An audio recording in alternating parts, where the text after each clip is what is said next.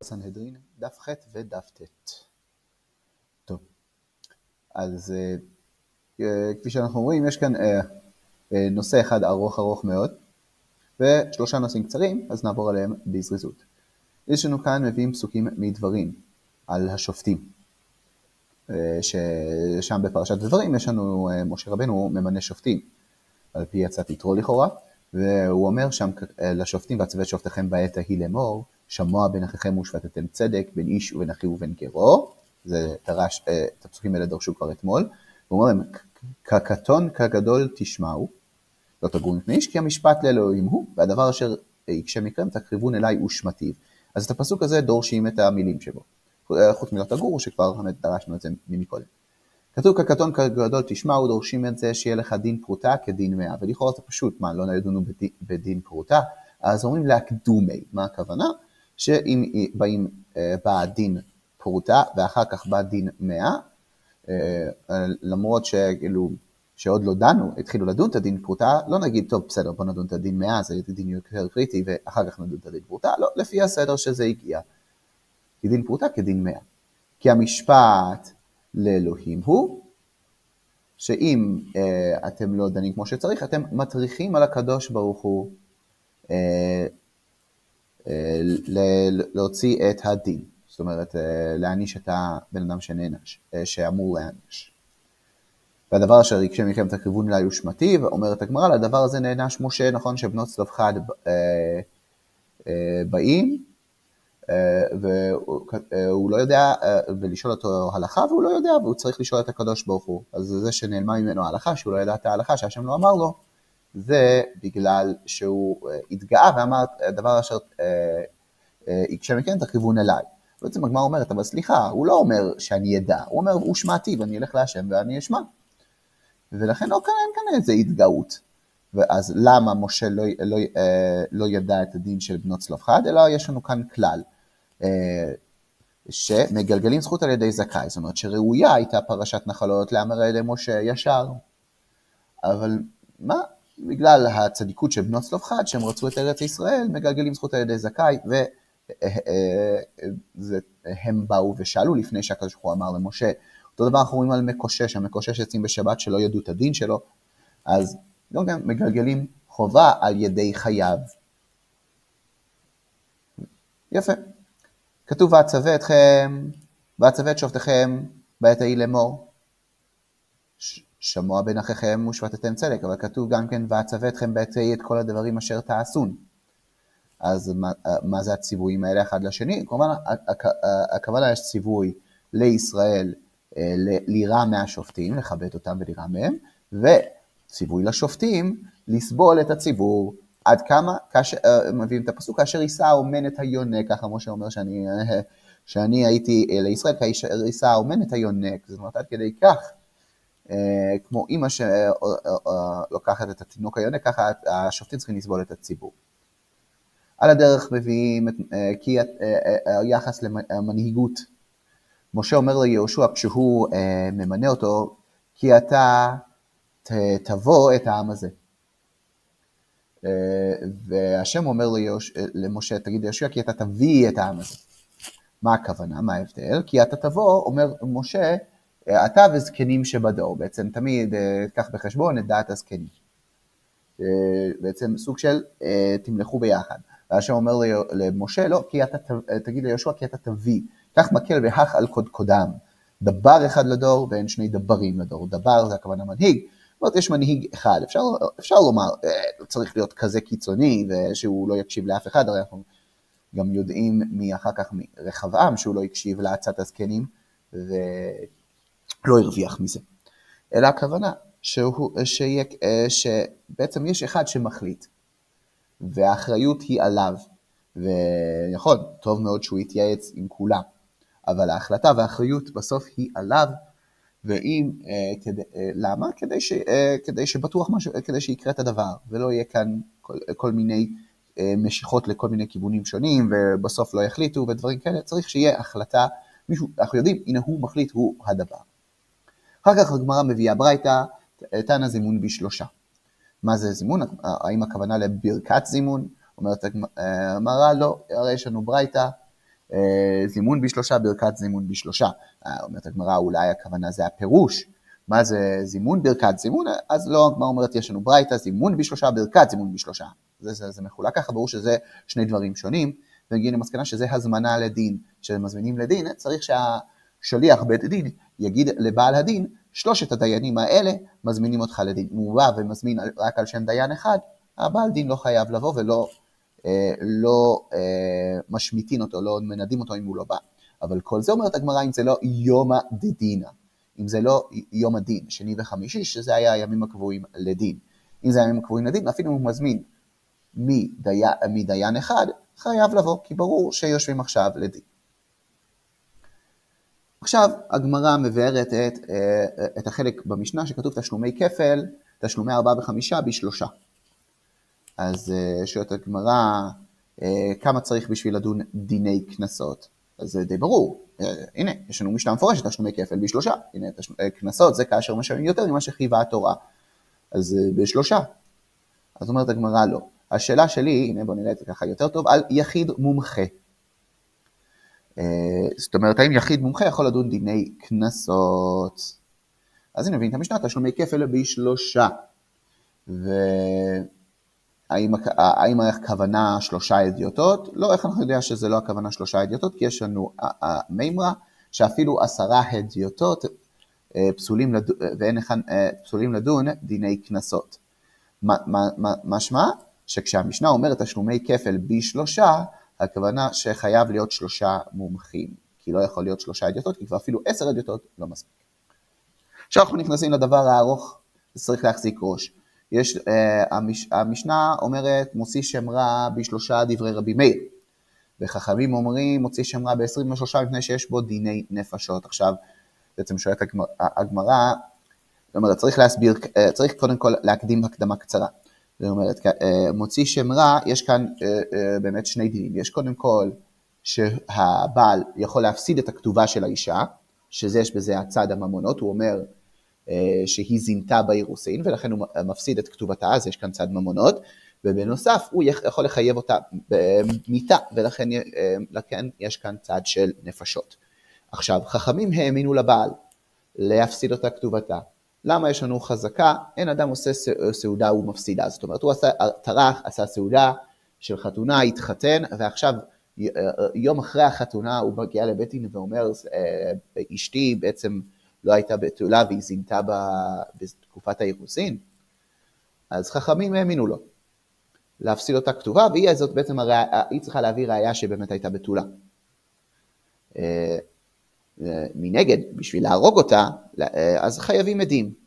אז לכאורה, לפני שבאים לדון, אז הבעל בא ואומר, יש לי עדים או אין לי עדים? אם אין לו עדים, אז מספיק לדון בשלושה, כי זה רק יהיה ממונות. אם יש לו עדים, צריך 23. אז למה לפי חכמים, אם הוא בא בשביל ממונות, צריך 23? לכאורה זה המצב, שהוא בא בשביל לדון דיני ממונות. אז רבי מאיר אומר, ברור, זה להפסיד אותה כתובתה, אז רבי מאיר אומר, טוב, נו 3. וחכמים אומרים, 23, כי יש לצד נפשות, אז מה אם יש לזה צד נפשות? אז אומר אולה, אנחנו חושש, אז הנה, יש לנו כאן הרבה תשובות, כמו שאומרים. בואו נתחיל עם אולה. אומר אולה, אנחנו חוששים ללעז. מה הכוונה ללעז? שישמעו שיש דין, ופתאום זה יתפרסם, ופתאום יגיעו עדים. אז חכמים חוששים ללעז, שפתאום יגיעו עדים, ולכן אומרים, טוב, בואו, מההתחלה נדון עם 23, ורבי מאיר לא חושש ללעז. רבא אומר, לא, אנחנו לא חוששים ללעז. אז מה אם יש לעז? לא חוששים שפתאום יבוא לעז, אלא חוששים לכבוד הראשונים. הכוונה שבעצם הבעל בא, הפוך ממה שהסברנו, בעצם הבעל בא ואומר, חבר'ס, יש לי עדים, ולכן באים 23. ואז בסוף מה קורה? הוא לא מוצא עדים. בסוף העדים הוא לא מוצא אותם. אז השאלה האם מפזרים את הציבור. אז לפי רבי מאיר, לא חוששים לכבוד של הדיינים הראשונים, ומפזרים את הציבור, ונשארים את הדיינים, ונשארים רק 3. לפי חכמים אנחנו חוששים לכבוד הראשונים, ולמרות שזה דיני ממונות, ממשיכים לדון עם 3. הגמרא מקשה על אולה, יש לנו ברייתא, תבוא ממון, 3 תבוא נפשות 23, לפי רבא הם מסבירים את זה מצוין. אם הוא בא ותבע, אומר יש לי רק טענה ממונית, זה 3, כי לא חוששים בעצם ללעז, ואם בא בטענה של נפשות, תמיד זה 23, כי אנחנו חוששים לכבוד הראשונים. עכשיו לעולה, לכאורה זה לא מסתדר, כי גם אם תובע ממון צריך 3. אז הסביר את זה רב ואומר אני ואריש בחבורה, הסברנו את זה, זה רבי חייא בר אבין, שהזימו לידי הבעל, הבעל הביא עדים, בעצם באו ו-23 והוא מביא עדים, אז ואז צריך 23, ובא, זה נפשות, שהברייתא אמרה צריך 23, ואז בא האבא, והוא מביא עדים שהעדים של הבעל הם עדים זוממים, הם היו במקום אחר באותו זמן ולכן לא יכלו להעיד,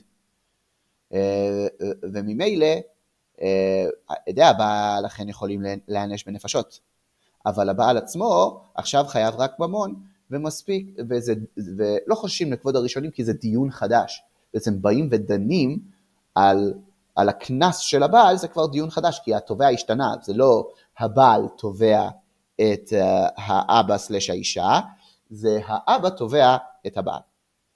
יפה.